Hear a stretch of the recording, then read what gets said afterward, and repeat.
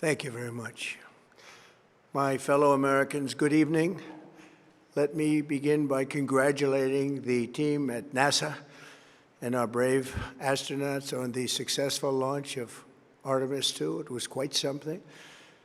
It will be traveling further than any manned rocket has ever flown and will very substantially pass the moon, go around it, and come back home from a distance that has never been done before. It's amazing.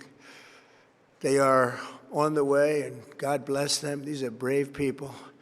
We want to God bless those 4 unbelievable astronauts. As we speak this evening, it's been just 1 month since the United States military began Operation Epic Fury, targeting the world's #1 state sponsor of terror, Iran. In these past 4 weeks, our armed forces have delivered swift, decisive, overwhelming victories on the battlefield, victories like few people have ever seen before. Tonight, Iran's Navy is gone. Their Air Force is in ruins. Their leaders, most of them terrorist regime they led, are now dead. Their command and control of the Islamic Revolutionary Guard Corps is being decimated as we speak. Their ability to launch missiles and drones is dramatically curtailed, and their weapons, factories, and rocket launchers are being blown to pieces. Very few of them left. Never in the history of warfare has an enemy suffered such clear and devastating large-scale losses in a matter of weeks. Our enemies are losing in America, as it has been for 5 years under my presidency, is winning, and now winning bigger than ever before. Before discussing this current situation, I also want to thank our troops for the masterful job they did in taking the country of Venezuela in a matter of minutes. That hit was quick, lethal, violent, and respected by everyone all over the world. After rebuilding our military during my first term, we have by far the strongest military anywhere in the world, and now we're working along with Venezuela and are, in a true sense, joint venture partners. We're getting along incredibly well in the production and sale of massive amounts of oil and gas, the second largest reserves on Earth after the United States of America. We're now totally independent of the Middle East, and yet we are there to help. We don't have to be there. We don't need their oil. We don't need anything they have, but we're there to help our allies. Tonight, I want to provide an update on the tremendous progress our warriors have made in Iran and discuss why Operation Epic Fury is necessary for the safety of America and the security of the free world. From the very first day I announced my campaign for president in 2015, I have vowed that I would never allow Iran to have a nuclear weapon. This fanatical regime has been chanting death to America, death to Israel for 47 years. Their proxies were behind the murder of 241 Americans in the Marine barracks bombing in Beirut, the slaughter of hundreds of our service members with roadside bombs. They were involved in the attack on the USS Cole, and they carried out the countless other heinous acts, including the just horrible, bloody atrocities of October 7th in Israel, something that most people have never seen anything like it. This murderous regime also recently killed 45,000 of their own people who were protesting in Iran. 45,000 dead. For these terrorists to have nuclear weapons would be an intolerable threat. The most violent and thuggish regime on earth would be free to carry out their campaigns of terror, coercion, conquest, and mass murder from behind a nuclear shield. I will never let that happen, and neither should any of our past presidents. This situation has been going on for 47 years and should have been handled long before I arrived in office. I did many things during my 2 terms in office to stop the quest for nuclear weapons by Iran. First, And perhaps most importantly, I killed General Qasem Soleimani in my first term. He was an evil genius, brilliant person, a horrible human being, however, the father of the roadside bomb. And he lived just horrible, what he did. Iran would have been perhaps in far better, stronger position. Had he lived, we would have had probably a different conversation tonight. But you know what? We'd still be winning and winning big. And then, very importantly, I terminated Barack Hussein Obama's Iran nuclear deal, a disaster. Obama gave them $1.7 billion in cash, green cash. Took it out of banks from Virginia, D.C., and Maryland, all the cash they had. He flew it by airplanes in an attempt to buy their respect and loyalty, but it didn't work. They laughed at our president and went on with their mission to have a nuclear bomb. His Iran deal would have led to a colossal arsenal of massive nuclear weapons for Iran, and they would have had them years ago, and they would have used them. It would have been a different world.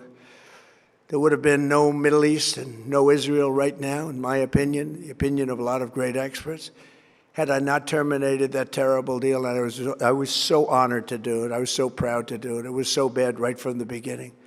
Essentially, I did what no other president was willing to do. They made mistakes, and I am correcting them. My first preference was always the path of diplomacy, yet the regime continued their relentless quest for nuclear weapons and rejected every attempt at an agreement. For this reason, in June, I ordered a strike on Iran's key nuclear facilities, an Operation Midnight Hammer. Nobody's ever seen anything like it. Those beautiful B-2 bombers performed magnificently. We totally obliterated those nuclear sites. The regime then sought to rebuild their nuclear program at a totally different location, making clear they had no intention of abandoning their pursuit of nuclear weapons. They were also rapidly building a vast stockpile of conventional ballistic missiles and would soon have had missiles that could reach the American homeland, Europe, and virtually any other place on Earth. Iran's strategy was so obvious.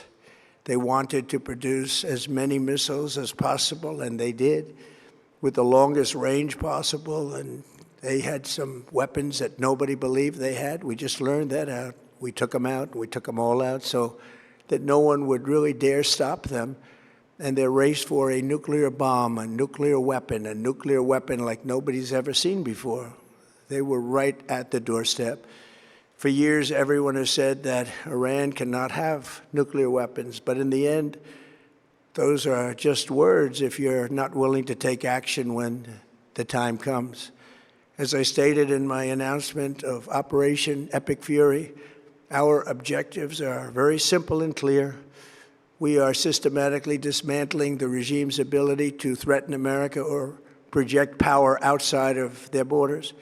That means eliminating Iran's Navy, which is now absolutely destroyed, hurting their Air Force and their missile program at levels never seen before, and annihilating their defense industrial base. We've done all of it. Their Navy is gone. Their Air Force is gone. Their missiles are just about used up or beaten. Taken together, these actions will cripple Iran military, crush their ability to support terrorist proxies, and deny them the ability to build a nuclear bomb. Our armed forces have been extraordinary. There's never been anything like it militarily. Everyone is talking about it, and tonight I'm pleased to say that these core strategic objectives are nearing completion. As we celebrate this progress, we think especially of the 13 American warriors who have laid down their lives in this fight to prevent our children from ever having to face a nuclear Iran.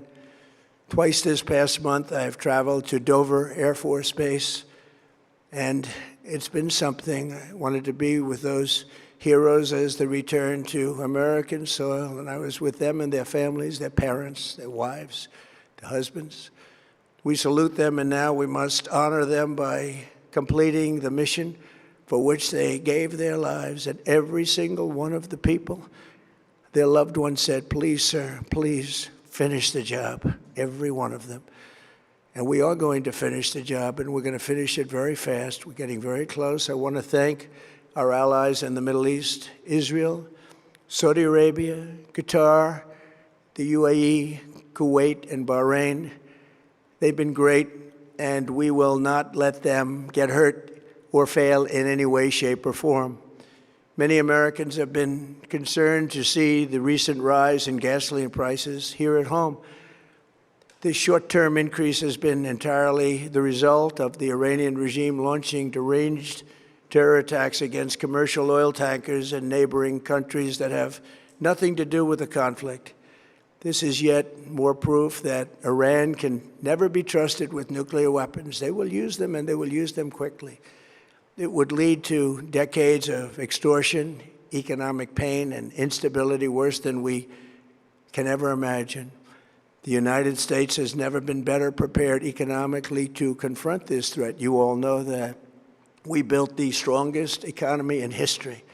We're going through it right now, the strongest in history. In 1 year, we've taken a dead and crippled country. I hate to say that, but we were a dead and crippled country after the last administration and made it the hottest country anywhere in the world by far, with no inflation, record-setting investments coming into the United States, over $18 trillion, and the highest stock market ever, with 53 all-time record highs in just 1 year.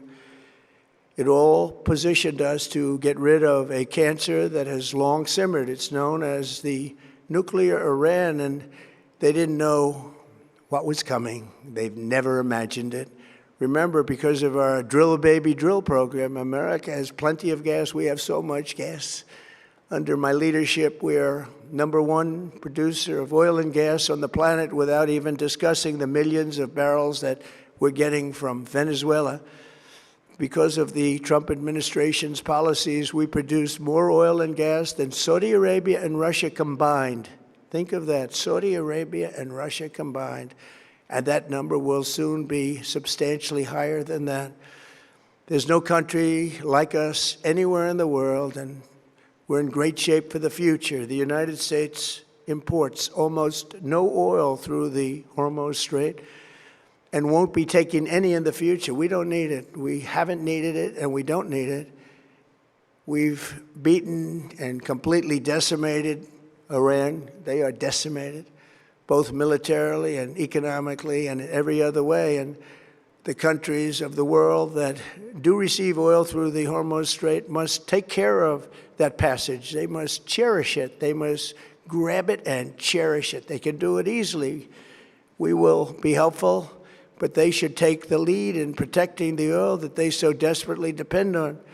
So to those countries that can't get fuel, many of which refuse to get involved in the decapitation of Iran, we had to do it ourselves. I have a suggestion. #1, buy oil from the United States of America. We have plenty. We have so much. And #2, build up some delayed courage. Should have done it before. Should have done it with us, as we asked. Go to the Strait and just take it, protect it, use it for yourselves. Iran has been essentially decimated. The hard part is done, so it should be easy.